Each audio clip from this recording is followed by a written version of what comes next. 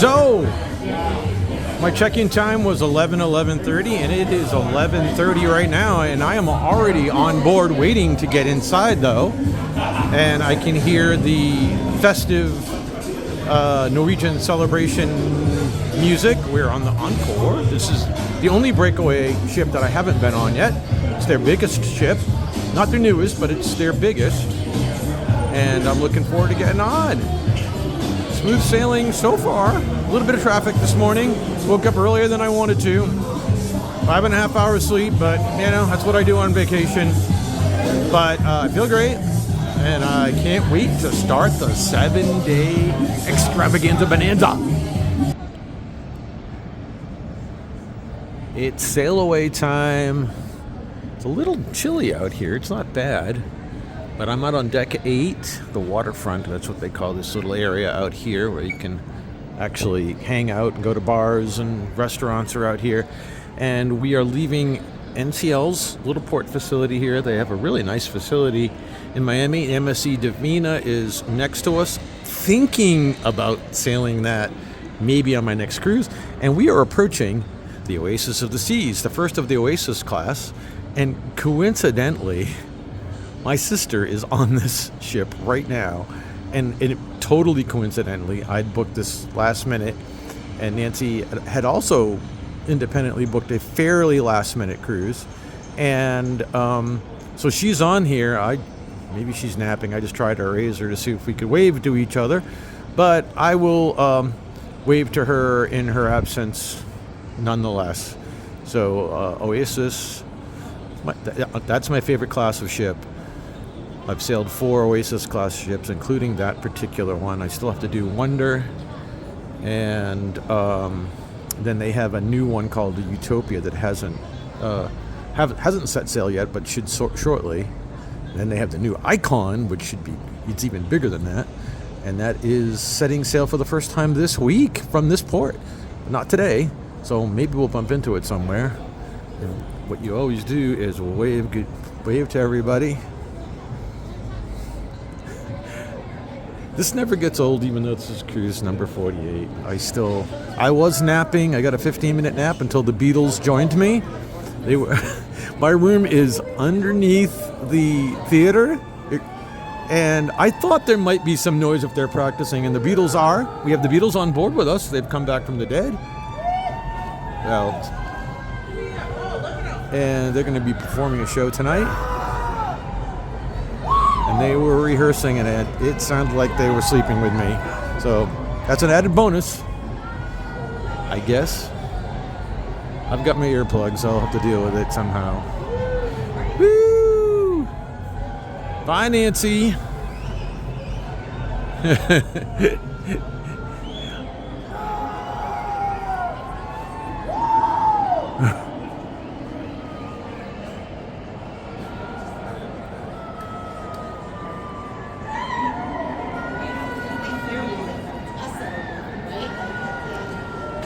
Miami's a fun port because on the weekends especially, if you love ships like I do and you go around the port facilities here, there are, I think they can berth 9 ships at the same time.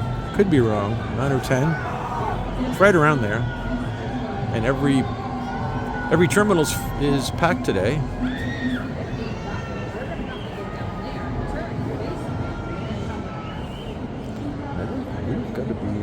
The first to leave. They take turns leaving. Naturally, the harbor master doesn't let us all go at the same time. That would be kind of fun.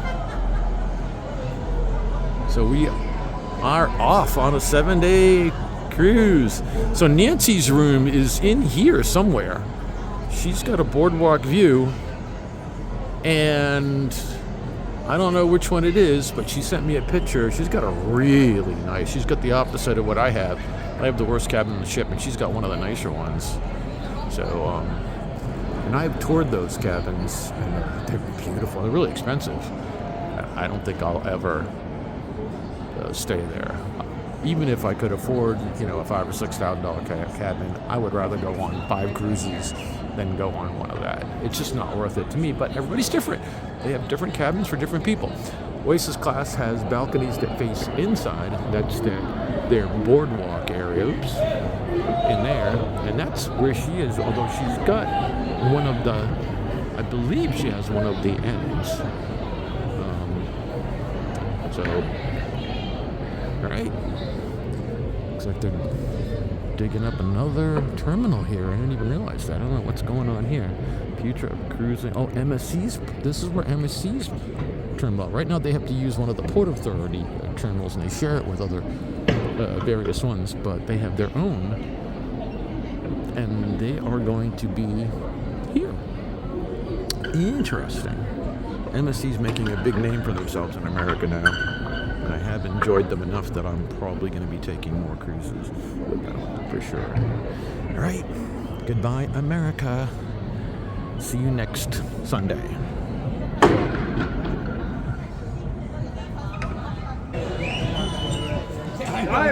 On the other side of the ship now, and it looks like the locals and tourists and whatever all stand out here on this jetty and say goodbye to the ship. You can see the wake from the ship. You know, the funny thing is, I didn't think they allowed boats to travel in this corridor when we were pulling out, but they've been going back and forth. Miami Beach is, we're looking out towards the beginning of Miami Beach. Miami City would be that way. I just changed sides of the ship in case you looked at the first video. And I love these Norwegian ships because they have this waterfront, this waterfront area. And like I said, there's bars and stuff that you can partake in, and restaurants, and eat out here. And it's I wish Royal did this. Carnival does with their newer ships, and Royal does, MSC does. But Royal doesn't have the really nice outdoor area unless you go to the top decks, and they have extensive stuff on the top decks. It's the Mojito Bar. And we're going to say goodbye to Miami.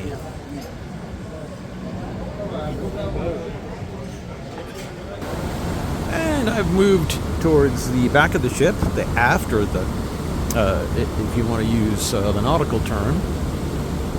And there's another ship sailing. I think maybe that's the Oasis is following us now. And we're getting a sunset. Did I almost say sunshit? The sun is shitting its rays all over us. And I've only had 2 drinks, so that's just me being stupid. Oh, I love this. This never gets old. And I pulled out of the sport quite a few times in my 48 cruises, but it doesn't. It's so nice. We have the pilot boat following us right now. And that's probably because the pilot hasn't left.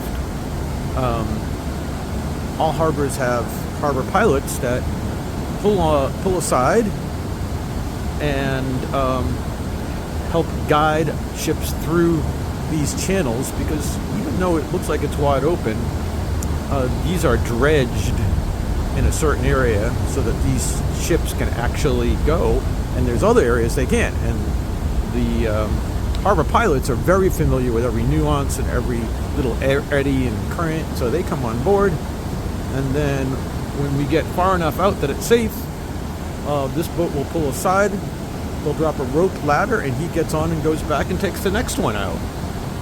And I've actually filmed that before. I got lucky by accident, just happened to walk out of my balcony on a ship, and he was climbing down, and I thought that's pretty cool. It's pretty dangerous, if you ask me. But so it looks like Oasis is pulling out, and maybe if I can zoom in. I think that's Oasis. I don't know which ship that is from here. I should be able to tell, but I don't actually have my glasses on right now. Maybe it's this ship is kind of cool too. We have these little see-through areas here, which always surprised me because, well, first of all, it's kind of dumb because it's looking down at the lower deck, but so many people will not go on these. It's ridiculous. I don't think it would be unsafe. They wouldn't put it here if it was, but some people it makes them nervous. And hey, you fall through, free cruise. I mean, you'll get at least that out of it if you survive. So, okay. It is nicely cleared up. We did have some rain showers earlier, and it is cold. It is 68, I believe, right now, which is cold for Rich Murray. I like low 80s. I don't even like 70s. But we're going to have warm weather for the rest of this, for sure. And I'm in shorts, so it's not unbearable. Oh, I love looking at the lake like this. So nice.